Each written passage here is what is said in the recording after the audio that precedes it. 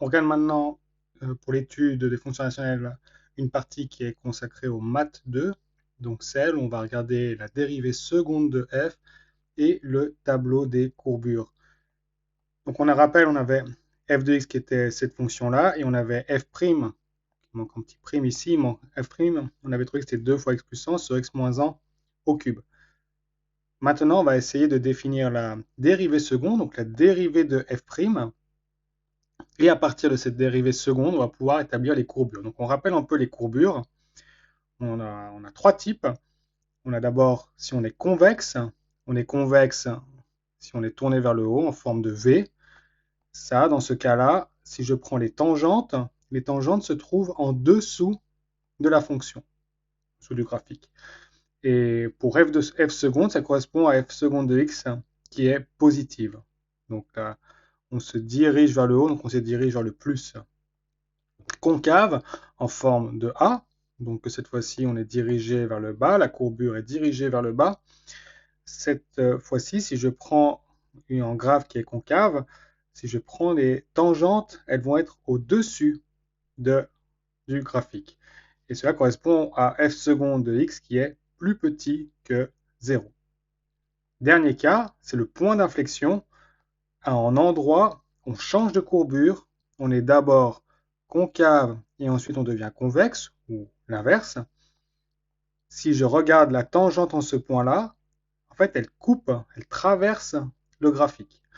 Elle est d'un côté, elle est au-dessus du graphique, de l'autre côté, elle est en dessous du graphique. Ce cas-là se présente quand f seconde de x est égal à 0. Donc on va calculer la dérivée seconde. Pour calculer la dérivée seconde, on va prendre notre dérivée et on va la dériver à nouveau. Donc on reconnaît une forme u sur v qui est donc u'v moins v'u sur v carré. On va identifier u, v et leur dérivée. Donc la dérivée de u, c'est u' qui vaut 2. Et la dérivée de v, donc je dérive d'abord le puissance 3, ça va faire 3 fois x moins 1 puissance 2 fois la dérivée interne. Mais la dérivée interne, c'est 1. Donc ça ne change rien, je peux laisser 3 fois x moins 1 au carré. D'habitude, je refactorise. Ici, on ne pourra plus marquer effectivement 2 fois x plus 1. Mais je ne l'ai pas fait. Donc on va faire 2 fois x moins 3 au cube, moins 3 fois x moins 1 au carré, fois 2x plus 2, le tout sur x moins 1 au cube au carré. On va regarder ce qu'on peut mettre en évidence. On voit qu'on peut mettre en évidence x moins 1 au carré de chaque côté, ce qui va donner entre parenthèses 2 fois x moins 1, moins 3 fois 2x plus 2, le tout sur x moins 1 puissance 6. Je peux barrer le x moins 1 au carré avec x moins 1 puissance 6, et il restera x moins 1 puissance 4 en bas. Je peux maintenant développer en haut, ça va donner 2x moins 2 moins 6x moins 6, le tout sur x moins 1 moins 4. Et quand je réduis en haut, j'obtiens moins 4x moins 8 sur x moins 1 puissance 4. Et c'est ma dérivée seconde. Je vais étudier le signe de cette dérivée seconde pour obtenir le tableau des courbures de f.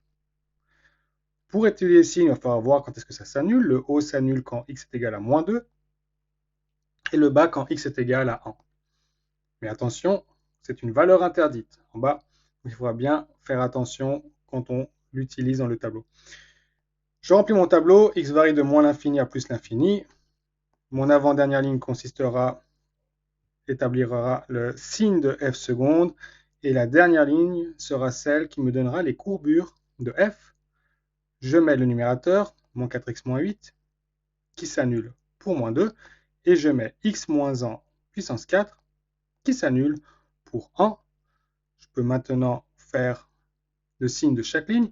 Moins 4x moins 8, donc moins 4x est négatif, donc cela veut dire que avant le 0, il sera d'abord positif, donc ça donne plus 0 moins moins. X moins 1 puissance 4, c'est une puissance paire, ça veut dire que je n'aurai aucun intervalle sur lequel j'aurai un moins, ce sera tout positif avec un 0 quand x sera égal à 1. Je peux établir le signe de f seconde, plus et plus va donner plus, Le 0 ici, comme il concerne le numérateur, je peux le reporter. Ici, entre moins 2 et 1, ça donnera moins. Attention à ce 0-là, c'était notre valeur interdite. Donc, je mets une double barre pour signifier la valeur interdite. Et moins et plus donne moins. Je peux en déduire donc maintenant les courbures. Quand c'est plus, ça va donner une courbure vers le haut. Quand c'est moins, ça va donner une courbure vers le bas. Quand c'est moins, ça va donner encore une courbure vers le bas. Et pile en 0, j'ai le changement de courbure. Je passe de convexe à concave. Ici, j'aurai donc un point d'inflexion et on va calculer ses coordonnées. Le point d'inflexion, ses coordonnées sont lorsque x est égal à moins 2. Pour trouver son image, je vais faire f de moins 2. Donc je dois aller dans f qui est ici et je dois remplacer les x par moins 2. Lorsque je fais ça, je trouve 22 neuvièmes. C'est l'endroit où le graphique a en point d'inflexion où on passe d'une courbure convexe à une courbure concave.